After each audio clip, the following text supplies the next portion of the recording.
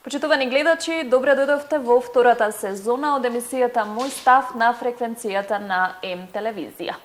И во оваа втора сезона од Мој став ви ветуваме нови интересни гости со кои што ќе дебатираме, ќе ги интервјуираме на најактуелните политички случувања како во Македонија, така и на регионално, па дури и на светско ниво. Секој понеделник во 20 часот со мене вашиот домаќин Викторија Петровска ќе разговараме за најважните општествени, социјални и политички случувања кај нас и на светско ниво. Во првата емисија од втората сезона, мојот вечерашен гостин е професор доктор Јанко Бачев, наш познат македонски политичар, универзитетски професор и председател на партијата Единствена Македонија. Господине Бачев, ви благодарам што ја прифативте мојата покана и што сте дел еве од првата емисија од втората сезона Мој став на М телевизија. Добро вечер за гледачите на М телевизија и се надевам дека и во оваа втора сезона ќе го задржи вниманието на гледачите со интересни теми и интересни емисии.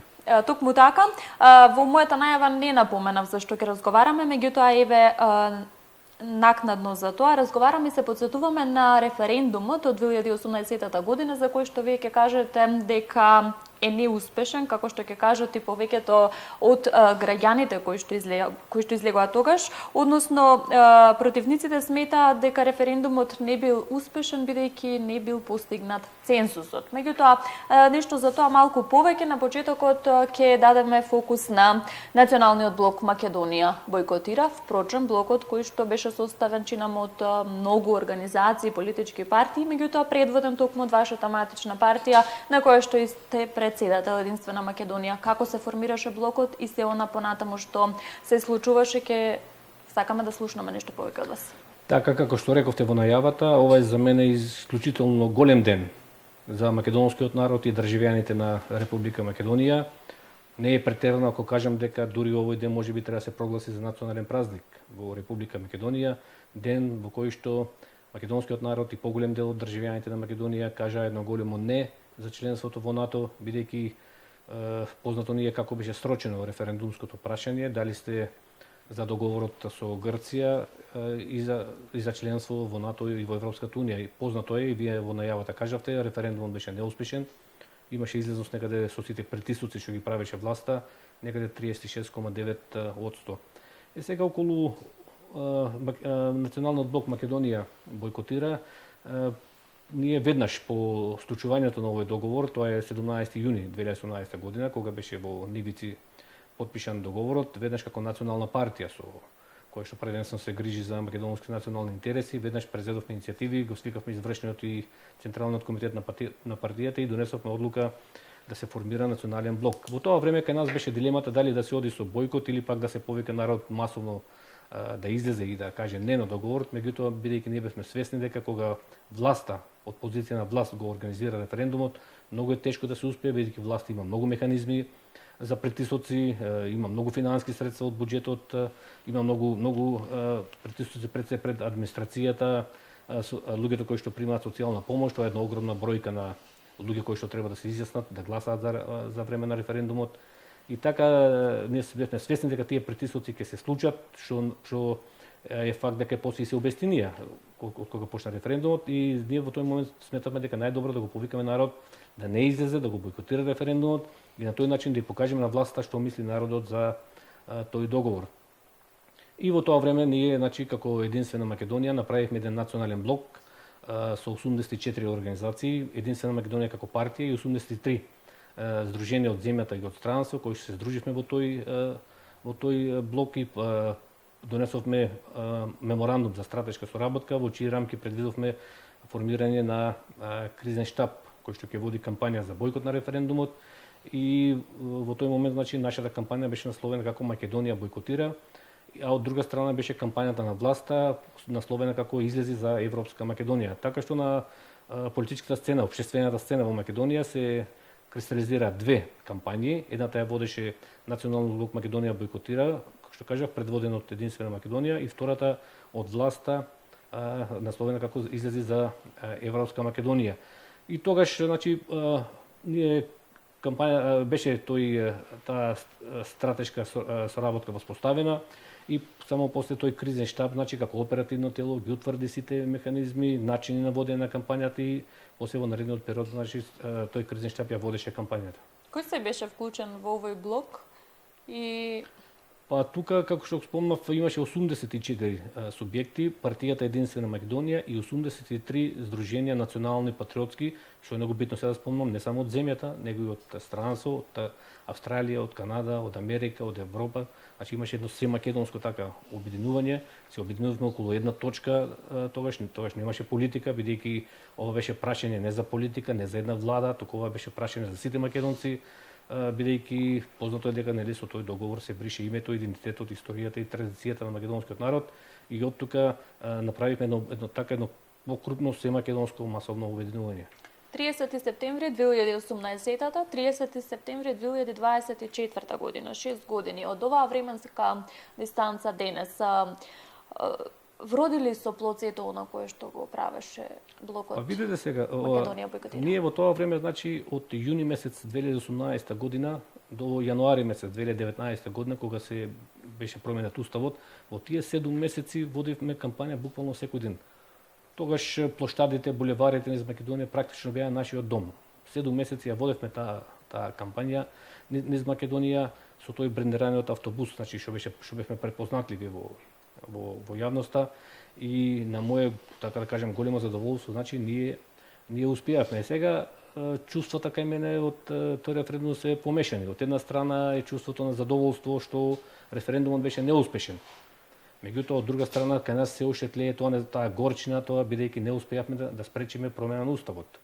Бидејќи со уставот се промени името. Се промени името, тоа ќе беше моето следно прашање. Па значи сега од една страна успеавме за референдумот, таа кампања успеа и народот и покажа на тогашната власт што мисли за тој преспански договор, а од друга страна значи не успеавме за да спречиме промена на уставот, иако секојдневно правевме блокади, бевме на улиците, како што кажав, 7 месеци.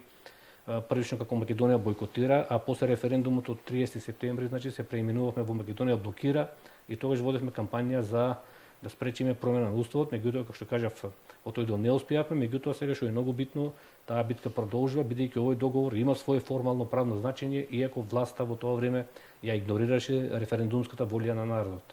Имавте ли како блок некакви обструкции токму од власта или токму од опозицијата, од онаа друга силна опозиција која што тогаш не го поддржа ниту ВМРО, ДПМ, ниту СДСМ, вашиот блок Македонија бойкотира? Се соочивте ли со обструкцијеве токму како носител на целиот овој блок, како председател на Единствена Македонија, можеби?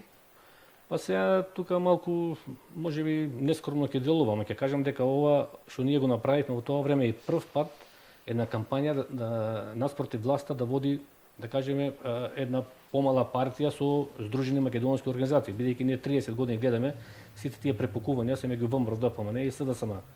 Разни протести, демонстрации, кавги, значи биле меѓутоа ова е за прв пат кога еден национален блок поведе кампања против власта во тоа време, бидејќи, вие спомнате, ВМРО, ДПМН во тоа време немаше јасен став за референдумот, оне нешто како во смисла го повикуваме членството по собствено убедување да се излезе на референдумот, дали сака да про или за, меѓутоа не застанаа зад овој блок и овој блок што го предводеше Единствена Македонија беше единствениот и затоа јас кажав дека во тоа време на општествената сцена во Македонија се институционализира две кампањи. Едната предводена од Зоран Заев излезе за Европска Македонија, едната од Единствена Македонија под слоганот Македонија бойкотира.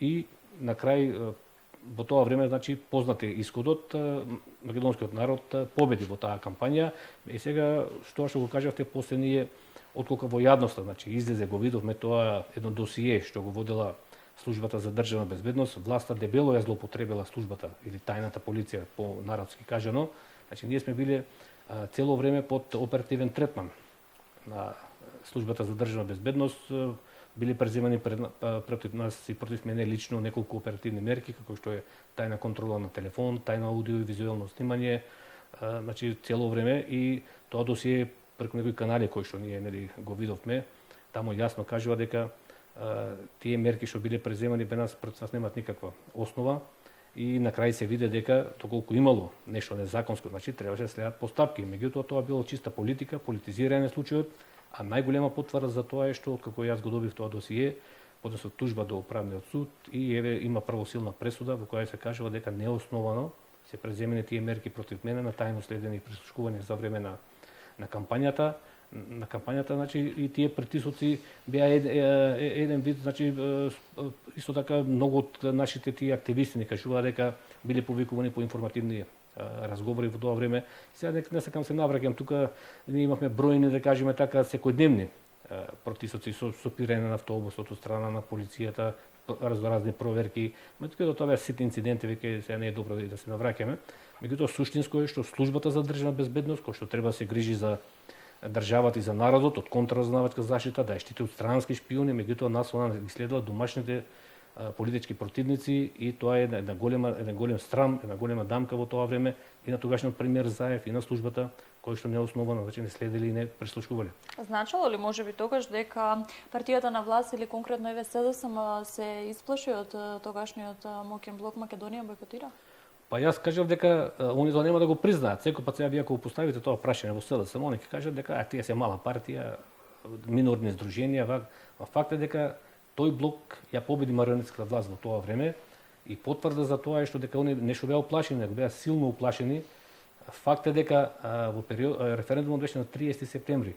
Меѓутоа во периодот од 1 септември до 30 септември тука дојдоа највлијателните светски лидери за да му дадат подршка на Заев и да го убедуваат македонскиот народ против нас. Само да потсетам, тогашната дојде тука во Скопје тогашната германска премиерка Ангела Меркел, британската тогашна премиерка Тереза Меј, дојде овој Столтенберг, генерален секретар на НАТО, дојдоа Ханс Могерини и Хан како еврокомесари, дојде министерот за одбрана на најмогната земја во тоа време Америка, Джеймс Матис, и еден куп министри за надворешни работи од земји членки на Европската унија. Значи сите тие во тие 5-6 дена дојдоа во Скопје тука да му дават подршка на Заев во тоа време, меѓутоа сето тоа не успеа.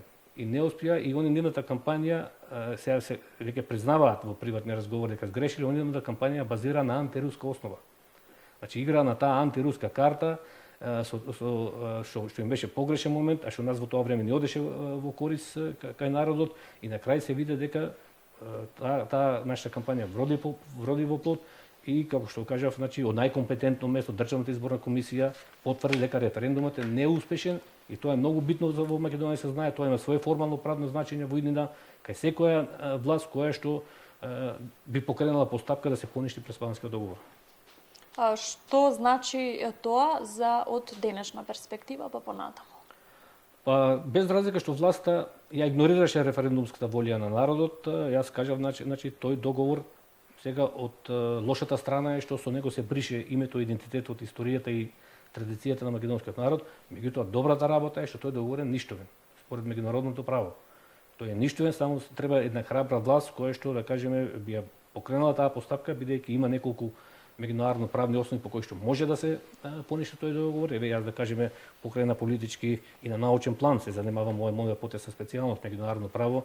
Јас и еве во мојата книга меѓународно правните основи и постапката за поништување на договорот меѓу Македонија и Грција детално ја опишувам постапката како тој договор може да се поништи, значи само треба една власт во идна која што ќе ја покрене таа постапка бидејќи меѓународното право е на наша страна.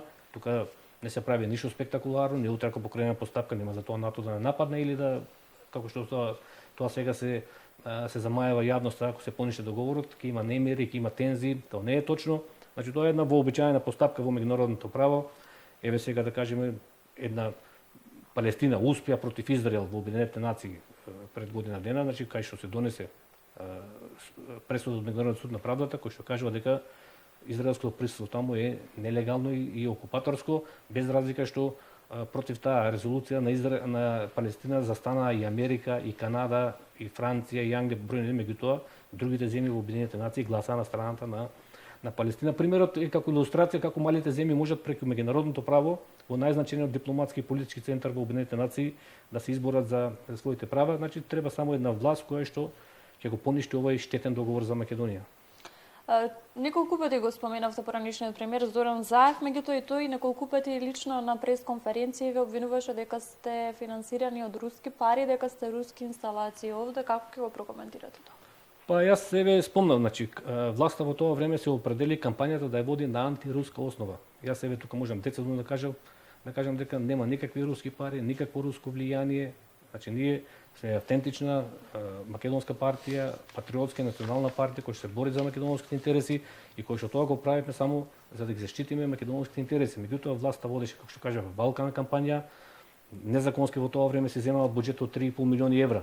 Кампањата значи оние водеа од буџетот, а ние потрошиме скромни десетина илјади евра во тоа време, иако законски гледано тоа буџетски пари кои се даваат за кампањи треба да се даде или на двете кампањи или на никој. Но меѓутоа без разлика што потрошија многу финанси, ја имаа силата, ја имаа моќта, не успеа, меѓутоа оние градеа кампањата на анти-руска основа. Јас себе тоа го кажал повеќе пати и сега ќе го повторам. Значи ние не сме никакви руски инсталации, никакви руски пари, уште повеќе што според нашиот кривичен закон, ако некој зема руски или било какви странски пари, тоа е кривично дело кое што предвидува казна затвор, така што нема никакви постапки. Кај се тие постапки? Меѓутоа Зоран Заев во тоа време го лажеа неговите тамо тие служби од тајната полиција, му праќа некои извештаи од кафеански моабети и излезе на пресконференција, мислам тоа беше на бламажи за него, кажува тамо некој бизнесмен во Грција со руско потекло Сафидис не дал 300.000 евра во кампањата. Тоа беше едно замајување само на народот. Во тоа време, значи никакви пари, никакви руски инсталации. Во тоа време ние значи само тргнавме од македонскиот интерес, се со цел да успееме во таа наша, да ја кажам, не е претерано мисија, да успееме за референдумот и на крај се виде дека успеавме. Господин Бачев, во некои од вашите изјави го споменувате и поранешниот председател Ѓорги Иванов.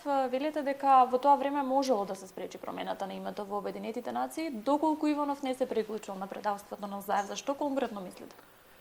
Па сега ова тука пред одговор на вашето прашање само еден краток увод. Да кажам, бидејќи нели многу се манипулира со тоа руско влијание, што пред малку го спомнавте, и гледаме и во Македонија, да кажеме. Сега тука јас бидејќи мојата потесна специјалност кажав меѓународно право, меѓународните односи, тука морам да кажам кај народот дека тие приказки, еве конкретно од аспект на Русија, дека ние сме поврзани со историски, со религиозни врски, тоа треба да го заборават.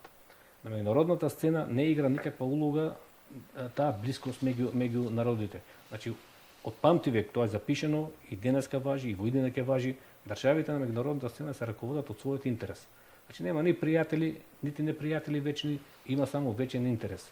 Од тоа аспект треба да кажам дека Македонија како мала земја треба да води една добра политика со држави со кои што нејзините интереси се поклопуваат со интересите на тие држави.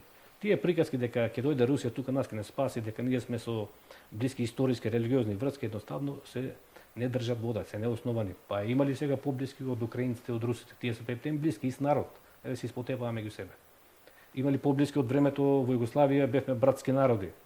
Сите тие 6 конститутивни народи, братство, единство, до 90 години се испотепаа братските југословенски народи меѓу себе сите.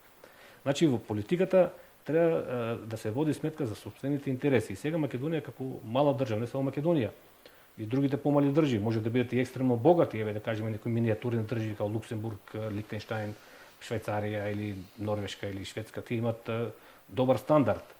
Да кажеме, ама тие се многу ранливи, немаат моќ, немаат сила како Македонија и овие другите држави. Значи малите држави секој пат немаат моќта и они се осудени да бараат своји пријатели меѓу моќните држави. Сега од тој аспект во тоа време ние 2018 година кога се ребрандиравме, јас направив проценка дека ние можеме преку Русија да го оствариме нашиот интерес, да го заштитиме името, бидејќи во тој момент нашите интереси се поклопуваа со интересите на Русија. И сакавме да понудиме еден нов концепт дека светот не завршува до Брисел. Меѓутоа тоа, како што кажав и претходно, беше злоупотребено, руски инсталации, руски пари, нема врска. Значи ние тргнувавме конкретно од македонскиот национален интерес. И во таа смисла сега да се вратам на прашањето, во тоа време тоа е позитивен чекор, Русија можеше многу да не помогне да го спаси името. Во кој контекст? Значи во тоа време кога Зоран Заев во февруари месец 2019 година, откако претходно договор беше ратификуван и во Грција, а претходно и македонскиот парламент го ратификуваше, Зоран Заев испрати едно писмо во Обединетите нации во кое што ги извести сите држави во светот и Обединетите нации дека во иднина ќе бидеме Република Северна Македонија. Значи ги извести за новото име. Сега во тој момент беше многу битно во тоа време преку одредени канали, значи веќе не е тајна, можеме да го кажем, значи ние ги имавме контакт со Русија. Значи директно беше, така да кажем, сугерирано на Ѓорги Иванов да му се каже дали е спремен да пушти паралелно писмо во Обединетите нации. покрај Заев да пушти паралелно писмо во кое што ќе каже вистината. Ќе каже дека тој процес на промена на името имаше многу политички и правни контроверзии, тргнувајќи од референдумот неуспешен со уцената, со апсењето на пратениците кои што требаше да гласат да обезбедат мнозинство, значи да ги информира Обединетите нации дека тој договор е нелегален, дека е спротивен на меѓународното право и повредено и домашното право, бидејќи сега да не навлегувам на тоа, бидејќи Заев и Димитров не се овластени представници според домашните прописи да подпишуваат такви договори. Таква надлежност има само председателот. Меѓутоа тоа на страна, значи Заев требаше да испрати, Георги Иванов му беше сугерирано да испрати паралелно писмо. И ако Георги Иванов во прв момент се согласи, од тие канали што ги имавме ние контакти во тоа време, он во прв момент се согласи тоа да го направи, меѓутоа тогаш од необјаснети причини после одреден период се предумисли. Не сакаше тоа да го прати, а зошто беше битно тоа писмо? Значи тоа писмо беше битно до Советот за безбедност да стигне во Обединетите нации и тогаш ќе настанеше меѓународно недоразбирање со Грција. Заев вика едно, Иванов вика друго. Дури на Иванов позицијата ќе беше многу посилна. 29 јули 1992 година, кога Македонското собрание донесе одлука да се побара членство во Обединетите нации, го овласти тогаш Кирил Глигоров да ги води сите преговори како председател, а не Бранко Црненковски како премиер. Значи председателот ги водеше сите преговори и беше овластен да преговара со Грција. И затоа позицијата на Иванов ќе беше многу посилна од Заев. Бидејќи практиката во Македонија кажува дека председателот ги води сите тие работи со Грција околу името што беа од тоа време и неговата позиција во однос на Заев во Обединетите нации ќе беше многу посилна ако го пратеше он тоа писмо. И тоа писмо кога ќе стигнеше во Обединетите нации, таму ќе се пробаше да се донесе некоја резолуција во корист на Македонија и беше многу веројатно дека од тие 5 земји членки, Америка, Франција и Британија ќе се спротивставија на таква резолуција во корист на Македонија, бидејќи они го поддржаа Преспанскиот договор и тогаш Русија и евентуално Кина ќе декларира дека Советот за безбедност е под блокада. Има блокада меѓу постојаните земји членки и тогаш се отвараше патот да се обратат Генералното собрание до Меѓународниот суд на правдата, да се побара Совет одавно мислење дали приемот на Македонија во Обединетите нации е согласно повелбата на Обединетите нации, бидејќи во тоа време на Македонија беа поставени два дополнителни услови кои што немаат правен карактер. Кој беше пример во Обединетите нации. Тие два дополнителни услови беа да преговара со Грција и да ја носи таа странната референца ФИРОМ, поранешна Југословенска република Македонија. Уште поголема ќе беше користа за нас, бидејќи 48 година Меѓународниот суд на правдата веќе има донесено такво мислење, во кое јасно има кажано дека на земјите при приемот во Обединетите нации не смеат да им се поставуваат дополнителни услови. Значи приемот на Македонија ќе беше ултра вирес акт, значи незаконски акт, и тога се отвараше можноста Македонија со резолуција во Генералното собрание да го продолжи своето членство како Република Македонија. Меѓутоа, сето тоа Георги Иванов не го направи, иако во прв момент беше на линијата на македонските интереси. Се сеќавате, на 20 јуни, на 17 јуни беше подпишан договорот, на 20 јуни Македонското собрание донесе закон за ратификација на договорот. Георги Иванов не го подпиша тогаш указот, значи држеше некоја македонска позиција, не го подпиша указот, тогаш се сеќавате незаконски Талат Џефери, а не сме Талат Џефери како председател на собрание да го подпише указот, не го подпиша и некаде до 2019 година јануари месец, кога договорот требаше да се мене уставот, тогаш неочекувано Иванов значи ја промени својата позиција. А уште што е побитно, кога му беа сигналите пратени, во прв момент прифати сето тоа што го зборував пред малку да го направиме во Обединетите нации и после од неочекувани причини се повлече. Меѓутоа историјата денес ќе каже дали Иванов беше подкупен или уценет и зошто тоа го направи и затоа денеска според мене Георги Иванов е на исто рамниште на предавствата како Зоран Заев. 30 септември 2018 година, неуспешен референдум по 6 години, влеговме во НАТО, не влеговме се уште во Европската унија, Албанија се оддели од нас, нели, од пакетот со нас за влез во Европската унија. Каде го гледате евроинтегративниот пат на државава напред? Па виде сега, факт е веќе дека Македонија е членка на НАТО. Значи сега тие залоби што беа порано, треба да дојде власт доколку сака да поднесе барање земјата да излезе од НАТО, бидејќи процедурата на НАТО е таква што таму не може да ве исклучат. Таму може единствено земја ако сака сама. Таков е договорот од 49 година за формирање на таа Северноатлантска алијанса или НАТО, попознат. Значи можете сами како држава да излезете или пак да се останете во НАТО. Сега ние факт е веќе дека таа реалност сме членка на НАТО. И тука веќе сега тие приказки што ги слушам веќе Русија вака ќе ни помогне така, тоа народот нека го заборави. бидејќи Русија сега ако се замеша фактички треба да отвори војна А со што да НАТО. очекува народот? Треба да отвори војна со НАТО. А зошто Русија би отварала војна со НАТО? Заради Македонија. А тогаш во тој момент кога зборевте за таа помош конкретна Русија која што можеше во Совет за безбедност, тогаш беше ситуацијата многу поинаква, не бевме уште членка на НАТО. Значи тогаш можеше и Русија тогаш застана на наша страна, можеше да ни помогне и тоа не од нека алтруистички причини, него што кажа водејќи се од својот интерес на овој на балканскиот простор, тогаш можеше да ни помогне, меѓутоа сега ние сме веќе земја членка на НАТО и сега во тие рамки што можеме сега да направиме? Ние сега можеме само во тој маневарски простор да дојдеме власт која што ќе го поништи овој договор. Јас кажав, суверено право е на секоја држава да покрене постапка и да го поништи. Затоа нема пак ќе се повторно, затоа нема војна да не отвори тука, нема НАТО да не нападне тука ако ние покренеме таа постапка. Меѓутоа сега околности се такви, меѓутоа прашање и дали тоа може да се случи, бидејќи гледате што се случи. Има ли оптимизам дека денешната сега Па што видите власт сега може оптимизам да сега, гледате што се случи на последните избори, народот ја го прифати ова. Гордана Силјанска доби 500.000 гласови. Вчера некој кога беше во Обединените нации кажа северна е бетонирана, како Заев што викаше. Јас сум од Република Северна Македонија. Тоа е реалност. 500.000 гласови доби. Овие другите 300-400.000 колку излегоа на изборите ги добија ДУИ и СДСМ, за нив не треба им овој да правиме. За нив е преспанскиот договор апсолвирана. Завршена работа. И ако 800.000 луѓе го прифаќаат овој договор, да кажеме, тоа си е право на македонскиот народ. И сега некој ќе каже, ама не е така. Еве бројките кажуваат. На последните избори СДСМ и ВМРО добија колку некаде 800-900.000 гласови. А они во нивните програми кажуваат дека Северна Македонија е реалност. Значи ли Договорот дека е реалност. тоа дека народот е всушност измамен? Па сега не знам тоа народ како го свати. Јас можам да зборам од аспект на единствена Македонија, од мене лично. Јас кажав дека постои начин како тој договор може да се поништи. Меѓутоа за да се направи тоа има една големо ама. Треба една храбра власт која што ќе ја покрене постапката и ќе го поништи. А договорот е многу лесно да се поништи едноставно бидејќи меѓународното право е на наша страна. Постојат основи, постои постапка како тоа да се направи. Меѓутоа сега се останува во иднина како ќе биде, а во однос на евроатлантските интеграции, еве гледаме дека од колку веќе од 2005 година постојано сме земја членка кандидат. Во овој момент сега гледаме еве ВМРО да помне што е за поздравување, држат некоја отпорност линија према бугарскиот договор, бидејќи без разлика што преспанскиот веќе го викаат дека е завршена работа, гледам сега према овој бугарскиот дават некој отпор, бидејќи и тој договор исто така катастрофален за Македонија, со него се бришат македонците во Пиринска Македонија.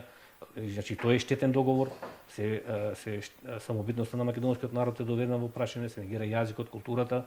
Меѓутоа во тој дел гледаме, значи дават еден отпор и ова сега што го гледаме на сцената, ако истрае во тоа власта, значи тоа е за поздравување дека нема по секоја цена да прифатат да се оди да се бара тоа членство во Европската унија, доколку Бугарија не прифати дека тоа, како они кажуваат, да влезат Бугарија тама да биде под одложено дејство, од кога ќе се влезе, значи ако опстанат сега власта на сегашната власт на тие своји, да кажеме, убедувања, сепак е за поздравување, без разлика што тоа ќе биде некој половично, да кажа, решение, бидејќи преспанскиот договор е за нив завршена работа.